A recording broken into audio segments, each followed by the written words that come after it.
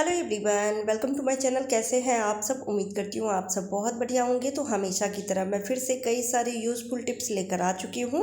सारे ही टिप्स बहुत ही कमाल के हैं, तो प्लीज़ वीडियो को पूरा देखिएगा। साथ साथ आप सबके साथ शेयर करूँगी कि फ्रिज को किस तरह से यूज़ करें जिससे कि आपके घर का बिजली का बिल बहुत ही कम आए। तो प्लीज़ वीडियो को पूरा देखिएगा। अच्छी लगे तो लाइक एंड शेयर कर दीजिएगा। चैनल पर पहली बार आए हैं तो सब्सक्राइब करके बेल आइकन ज़रूर प्रेस कर दीजिएगा। पहला टिप्स है हरी धनिया को लेकर। अभी गर्मी का समय है, गर्मी के समय में ताज़ी फ्रेश धनिया बहुत कम मिलती है। अगर मिल भी जाए तो उसको घर में फ्रिज में लंबे टाइम तक स्टोर करके रखना काफ़ी मुश्किल होती है, क्योंकि आजकल हरी सब्जियों को ताज़ी फ्रेश रखने के लिए सब्जी वाले पानी का छिड़काव करते हैं। तो कई बार हमारे पास डब्बा नहीं होता है तो हम इस तरह से थैले में ही रहने देते हैं, पर टाइटली गांठ लगा देते हैं, जिस वजह से उसमें एयर भर जाती है और जिस वजह से वो सड़ने लगती है। तो हम किस तरह से रखें जिससे कि हमें 10 से 15 दिन तक धनिया को फ्रिज में रख सके और वो बिल्कुल ही ताज़ी रहे, फ्रेश रहे, ख़राब ना हो। तो उसके लिए आपको क्या करना है, हल्की सी गांठ लगानी है, टाइटली गांठ नहीं लगानी है। और उसके बाद कोई भी फोक वाली आप चम्मच ले लीजिए या कुछ भी ले लीजिए और उसमें 2-3 छेद कर दीजिए, जिससे कि जो अंदर एयर भरी है वो एयर निकल जाए और फिर आपका धनिया लंबे टाइम तक फ्रिज में सुरक्षित रहेगी, ख़राब नहीं होगी। क्योंकि मॉइस्चर होने की वजह से धनिया सड़ने लगती है अगर उसमें हवा ना जाए तो ये ट्रिक बहुत ही कमाल का है, ज़रूर यूज़ कीजिएगा। अगला टिप्स है, उसके लिए ले लेना है आपको एक प्याज और उसका छिलका अच्छे से निकाल लीजिए। और छिलका निकालने के बाद प्याज को कट करना है, तो 3 या 4 टुकड़े में आपको पूरी तरह से कट कर लीजिए या फिर हल्का सा कट लगा दीजिए, क्योंकि हमें 4 से 5 स्लाइस ही चाहिए इसके, यानी 4 से 5 इसके परत चाहिए हमें। तो इस तरह से इसकी सारी परतें खोल लेंगे। तो मुझे जितनी ज़रूरत है उतनी ही परतें खोलूँगी, ज़्यादा नहीं। और अब ले लेना है सुई धागा। तो सुई धागा में इसको हम सिल लेंगे, यानी कि 5 परत को लगा देंगे। तो नीचे से मैंने गांठ भी लगा दिया है जिससे कि ये निकले नहीं। तो पाँचों को लगा के और अब सुई निकाल लूँगी और इसमें एक ऊपर से भी गांठ लगा दूँगी। तो ये देख सकते हैं हमने लगा दिया है, सुई निकाल ली हूँ और अब गांठ लगा देती हूँ। किचन में अक्सर ही गर्मी के समय में छिपकली कॉकरोच देखी जाती है, जिससे कि बहुत ज़्यादा डर लगता है। खासकर छिपकली से खाने पीने की चीज़ों को कितनी भी ध्यान से रखो, ढक के रखो, लेकिन फिर भी डर बना रहता है कि कहीं खाने पीने में छिपकली गिर ना जाए तो फिर वो जहर बन जाएगी, बहुत बड़ा खतरा हो जाएगा। तो इसके लिए आप क्या करें कि अगर आपके किचन में भी छिपकली दिखती है तो इस तरह से प्याज के स्लाइस को धागे में लगा के और कहीं पर भी किचन में टांग दीजिए। इसकी स्मेल पूरी किचन में फैल जाएगी, जिस वजह से कॉकरोच या फिर छिपकली बिल्कुल भी नहीं आएगी।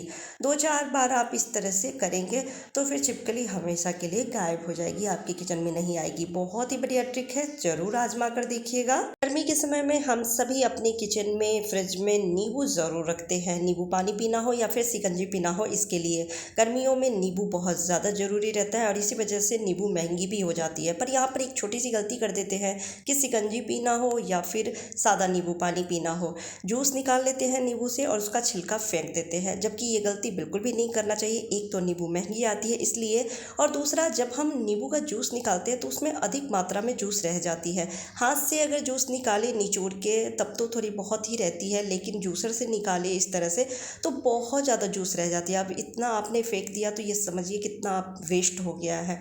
तो इसके छिलके को भी आप बहुत अच्छे से यूज कर सकते हैं। जब भी आप शिकंजी बनाएं तो नींबू के छिलके को आप एक डब्बे में या फिर कटोरी में स्टोर करके रखें। फिर आप क्या करें, इससे आप फ्रिज में भी रख सकते हैं, जिससे कि फ्रिज में खाने पीने की जो स्मेल आती है, बदबू आती है, वो दूर हो जाती है। मैं हमेशा ही रखती हूँ, जब अधिक मात्रा में नींबू के छिलके हो जाते हैं तो कुछ फ्रिज में भी इस तरह से कटोरी में रख देती हूँ। और जब कभी ज़रूरत होती है, जैसे कढ़ाई साफ़ करनी हो, ज़्यादा ऑयली कढ़ाई है या फिर तवा है, हमने पराठे बनाए हैं, तो उसको भी क्लीन करने में ये नींबू के छिलके बहुत काम आते हैं। थोड़ा सा नमक और पेस्ट डाल के और इस नींबू से हम क्लीन करते हैं तो बहुत अच्छे से तवा क्लीन हो जाती है और कढ़ाई भी क्लीन हो जाती है। या फिर गैस स्टोव क्लीन करनी हो, जैसे पूड़ी या कुछ भी बनाए हो तो तेल के छींटे गैस स्टोव पे पड़ती है तो वो चिकनाई बहुत अच्छे से इस पे इकट्ठी हो जाती है, जो कि अगर हम तौलिया से या किचन टॉवल किसी भी चीज़ से हम क्लीन करते हैं तो वो भी गंदी हो जाती है, वो भी ऑयली हो जाती है। तो नींबू के छिलके से जब आप एक बार रगड़ देते हैं ना तो वो अच्छे से चिकनाई चली जाती है। अगर ताज़ी आपके पास इस तरह से बहुत सारे छिलके हैं तो आप क्या करें, किसी भी पानी के बॉटल में इस तरह से छोटे छोटे टुकड़े पहले कर लीजिए नींबू के, और सारे ही नींबू के छिलके को पानी में रख दीजिए और रख के 1 से 2 घंटे के लिए छोड़ दीजिए। उसके बाद छान के इस पानी को पी लीजिए। इससे वेट भी लॉस हो जाएगी, साथ साथ एक फ्रेशनेस बनी रहेगी और आपका नींबू भी यूज़ हो जाएगा। और इसके छिलके को उठा के रख लीजिए जिससे कि आप बर्तन वगैरह धो सकते हैं।